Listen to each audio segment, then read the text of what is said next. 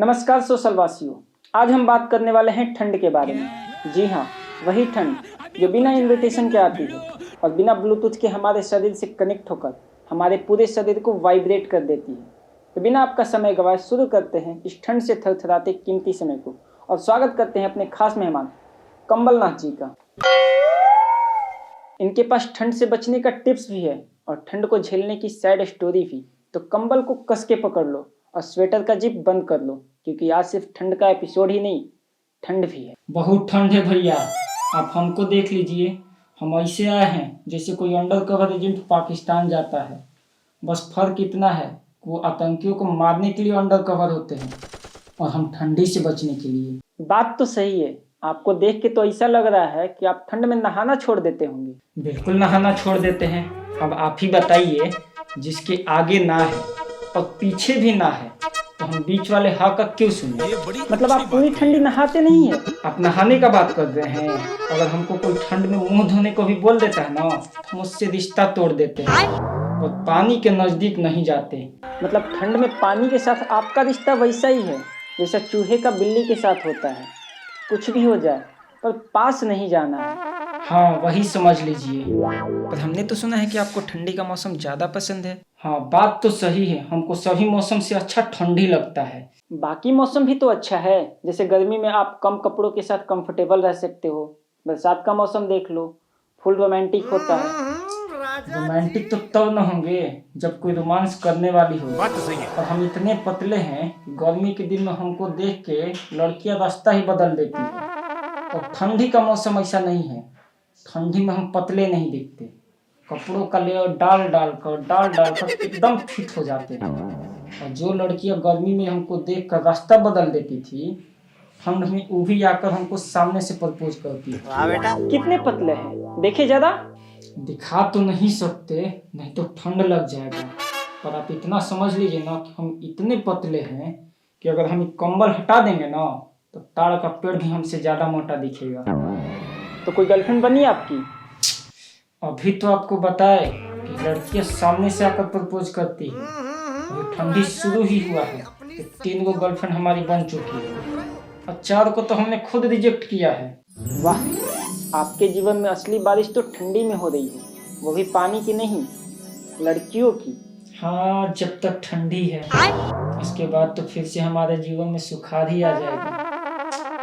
मतलब आपके जीवन में भी लड़कियां बरसाती मेंढक की तरह ही आती हैं। जैसे बरसात के बाद मेंढक गायब हो जाते हैं, वैसे ही ठंड के बाद आपके जीवन से लड़कियां भी गायब हो जाती है। हाँ, यही समझ लीजिए।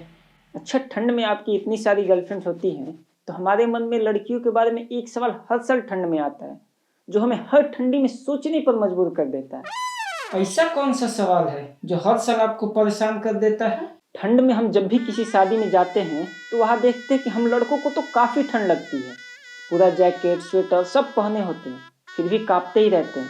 हाँ, बात तो सही है। पर जो लड़कियां होती हैं वो यहाँ तक एकदम हाफ बाजू का लहंगा पहनी होती है, उनको ठंड नहीं लगती है क्या?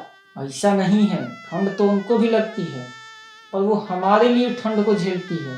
हमारे लिए?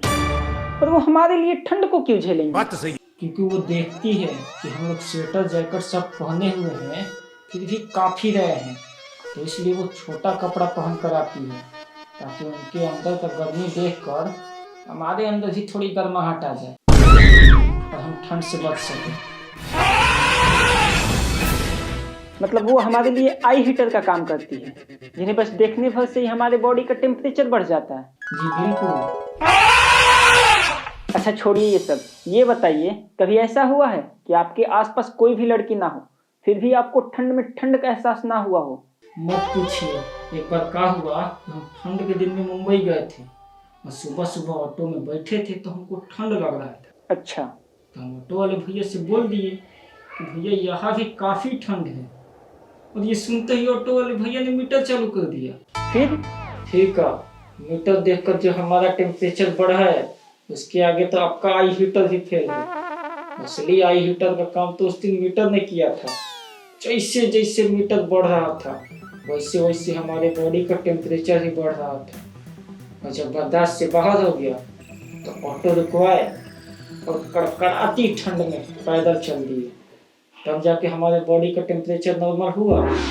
अच्छा कमलनाथ जी, ठंड तो काफ़ी बढ़ गई है, तो आपके पास कोई ऐसा उपाय है जिसे अपनाने के बाद ठंड महसूस ना हो? Good question. बिल्कुल है। ठंड से बचने के लिए हमारे पास एक रामबाण उपाय है। क्या बात कर रहे हैं, रामबाण उपाय? अगर जैसा हम बोलेंगे वैसा आप कर देंगे तो आपको ठंड का बाप भी नहीं छू सकता। बताइए हमारे दर्शकों को। पर इसको करना इतना आसान नहीं है। आप उपाय बताइए, इस ठंड से बचने के लिए हम कुछ भी करने को तैयार हैं, बस आप उपाय बताइए। देखिए, अगर आपको ठंड से बचना है तो ठंड आते ही ठंड के साथ लुक्का छुपी का खेल खेलो और जाकर कंबल में छुप जाओ। जब तक ठंडी का मौसम ना जाए तब तक कंबल से बाहर ही मत निकलो। यह है आपका रामबाण उपाय। हाँ, है ना एकदम जबरदस्त। जबरदस्त? ऐसे तो ठंड 3 से 4 महीने रहता है, तो 3-4 महीने लोग कंबल में ही रहे। हाँ, तो फिर हमारा काम कौन करेगा? हाँ, तो आप काम कर लो, ठंडी से मत बचो। गड़ुआ होगा कार्य तो सारे। ऐसे घूर कर रहे हैं, मतलब आप कह रहे हैं कि अगर ठंड से बचना है तो काम धंधा छोड़कर कंबल में छुप जाए, कोई काम धंधा ना करे। हाँ, तो आपने ठंड से बचने का उपाय पूछा था तो हमने वही बताया है। आपने ये थोड़ी पूछा था कि काम धंधा करते हुए ठंड से कैसे बचा जाए। हाँ, ये बताइए, काम धंधा करते हुए ठंड से कैसे बचा जाए? इसका कोई उपाय नहीं है। खराब हो जाएगा। या तो आप काम कर लो या ठंड से बच लो, दोनों एक साथ कभी नहीं हो सकता। इसका कोई उपाय नहीं है। क्या बोलूं मैं? बहुत बहुत धन्यवाद कि आपने हमारा ठंड का कीमती समय बर्बाद किया। तो ये थे कमलनाथ जी, जिनका कहना है कि अगर ठंड से बचना है तो काम छोड़ दो, और अगर काम करना है तो ठंड को झेल लो। इसी सच्चाई के साथ हम आपसे क्षमा मांगते हैं कि हमने आपका कीमती समय बर्बाद किया। तो मिलते हैं किसी नए एपिसोड में किसी और टॉपिक के साथ, तब तक के लिए धन्यवाद।